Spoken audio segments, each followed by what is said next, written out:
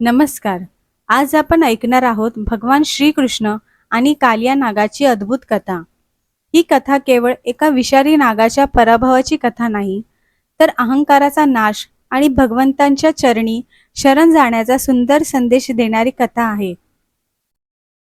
गोकुळ गावाच्या जवळून पवित्र यमुना नदी वाहत होती. याच यमुनेच्या काठावर नंदबाबा, यशोदा माता आणि त्यांचा लाडका कन्हैया राहत होता. गोकुळातील लोकांसाठी यमुना नदी म्हणजे जीवनाचा आधार होती. पशु यमुनेचे पाणी प्यायचे. गोप गोपिका याच नदीवर आपली अनेक कामे करत असत. मुले यमुनेच्या काठावर खेळत असत. पण एके दिवशी या पवित्र नदीवर मोठे संकट आले. यमुनेच्या एका भागात कालिया नावाचा एक भयंकर नाग येऊन राहू लागला. कालिया नागाच्या शरीरात भयंकर विष होते. त्याच्या विषामुळे यमुनेचे पाणी विषारी झाले. नदीच्या आसपासची झाडे सुकू लागली.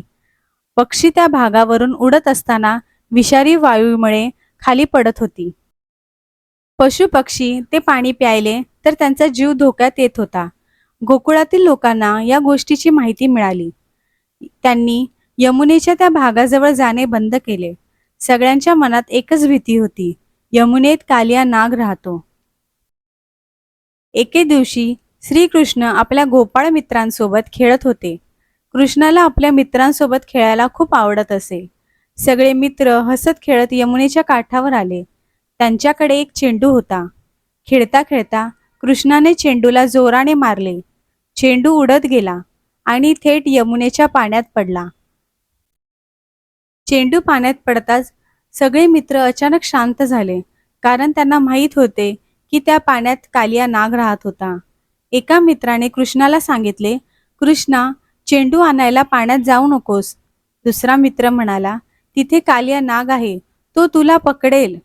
सगळे मित्र कृष्णाला थांबवू लागले, पण कृष्णाच्या चेहऱ्यावर मात्र भीतीचा लवलेशही नव्हता. कृष्ण हसले आणि म्हणाले, तुम्ही घाबरू नका, मी चेंडू घेऊन येतो. इतके बोलून कृष्ण एका झाडावर चढले. क्षणभर त्यांनी यमुनेकडे पाहिले आणि अचानक धाडकन यमुनेच्या पाण्यात उडी मारली. कृष्णाने नदीत उडी मारताच त्यांचे मित्र घाबरले. त्यांना काय करावे हे सुचेना. त्यांना वाटले की आता कृष्णाला कालिया नागापासून कोण वाचवणार. सगळे मित्र धावत धावत गोकुळात आले. ते थेट यशोदा मातेपाशी गेले. धापा टाकत एक मुलगा म्हणाला, मैया, कन्हैयाने यमुनेत उडी मारली. हे ऐकताच यशोदा मातेच्या चेहऱ्यावरची चिंता वाढली. त्या घाबरून म्हणाल्या, काय, माझा कन्हैया यमुनेत गेला? यशोदा मातेच्या डोळ्यात अश्रू आले. त्या कृष्णाला हाका मारत यमुनेच्या दिशेने धावल्या. ही बातमी काही क्षणातच संपूर्ण गोकुळात पसरली. नंदबाबा, गोप गोपिका आणि संपूर्ण गोकुळवासी यमुना नदीच्या काठावर जमा झाले. सगळे कृष्णाला शोधत होते. यशोदा माता रडत रडत म्हणत होत्या, कन्हैया, माझ्या बाळा, बाहेर ये. पण कृष्ण अजूनही पाण्याच्या आत होते. इकडे कृष्ण यमुनेच्या खोल पाण्यात पोहोचले. कृष्णाच्या आगमनामुळे यमुनेचे पाणी जोरात हलू लागले. हा आवाज ऐकून कालिया नाग जागा झाला. त्याने आपले विशाल फण उभारले. त्याच्या फणांमधून विष बाहेर पडत होते. त्याने कृष्णाकडे पाहिले. त्याला आश्चर्य वाटले, हा छोटासा बालक माझ्या प्रदेशात कसा आला? कालियाच्या मनात पुन्हा अहंकार जागा झाला. त्याने कृष्णाला घाबरवण्याचा प्रयत्न केला, पण कृष्ण शांत होते. कालिया नागाने अचानक कृष्णावर हल्ला केला. त्याने आपल्या विशाल शरीराने कृष्णाला वेढून घेतले. यमुनेचे पाणी प्रचंड वेगाने उसळू लागले. किनाऱ्यावर उभे असलेले गोकुळवासी हे दृश्य पाहून घाबरले. यशोदा माता तर कृष्णाला पाहून रडू लागल्या, हे नंदलाला, माझ्या कन्हैयाला काही होऊ देऊ नका. पण कृष्णाला काहीही होणार नव्हते, कारण ते साधे बालक नव्हते. ते होते स्वयं भगवान श्रीकृष्ण. कृष्णाने कालियाच्या बंधनातून स्वतःला मुक्त केले. कालिया पुन्हा कृष्णावर झेपावला, पण कृष्ण त्याच्या प्रत्येक हल्ल्यापासून सहज वाचत होते. कधी कृष्ण पाण्यात अदृश्य होत, तर पुढच्या क्षणी दुसऱ्या बाजूला दिसत. कालिया जितका संतापत होता, तितके कृष्ण शांत आणि प्रसन्न दिसत होते.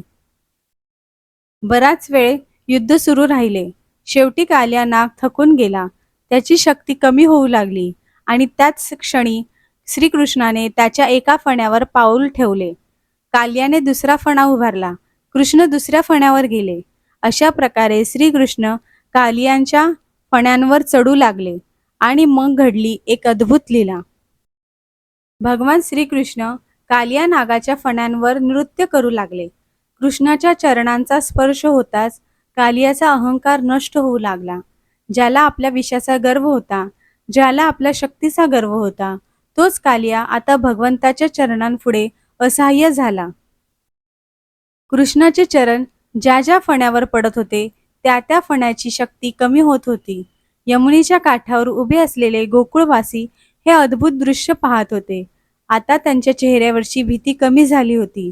सगळ्यांना समजले होते की त्यांचा कन्हैया सुरक्षित आहे. कालिया नागाच्या पत्नीनी हे दृश्य पाहिले. त्यांना समजले की कृष्ण सामान्य बालक नाही. त्या कृष्णासमोर हात जोडून प्रार्थना करू लागल्या. त्या म्हणाल्या, हे प्रभू, आमच्या पतीचा अपराध क्षमा करा. आपल्या चरणांचा स्पर्श मिळणे हीच आमच्यासाठी मोठी कृपा आहे. कृपया त्यांना जीवनदान द्या. कालियाच्या पत्नीची प्रार्थना ऐकून श्रीकृष्ण प्रसन्न झाले. कालिया नागाचा अहंकार पूर्णपणे नष्ट झाला. त्याने श्रीकृष्णासमोर आपले मस्तक झुकवले. तो म्हणाला, हे प्रभू, माझ्याकडून अपराध झाला, मला क्षमा करा. श्रीकृष्णाने त्याला प्रेमाने सांगितले, कालिया, तू यमुना सोडून जा. कालिया म्हणाला, प्रभू, मी यमुना सोडून कुठे जाऊ? गरुड मला मारेल. तेव्हा श्रीकृष्ण म्हणाले, माझ्या चरणांची खून तुझ्या फण्यांवर आहे. ती पाहून गरुड तुला ओळखेल आणि तुला मारणार नाही. हे ऐकून कालियाला समजले की भगवंताने त्याला केवळ शिक्षा केली नाही, तर त्याच्यावर कृपाही केली आहे. कालियाने श्रीकृष्णाची आज्ञा स्वीकारली. कालिया नाग आपल्या पत्नी आणि कुटुंबासह यमुना नदी सोडून निघून गेला. कालिया गेल्यानंतर यमुनेचे पाणी पुन्हा निर्मळ झाले. गोकुळवासियांवरील मोठे संकट दूर झाले. नदीच्या काठावर पुन्हा आनंदाचे वातावरण निर्माण झाले. पक्षी पुन्हा यमुनेच्या काठावर येऊ लागले. पशुपक्षी पुन्हा निर्भयपणे नदीजवळ फिरू लागले. कृष्ण यमुनेतून बाहेर आले.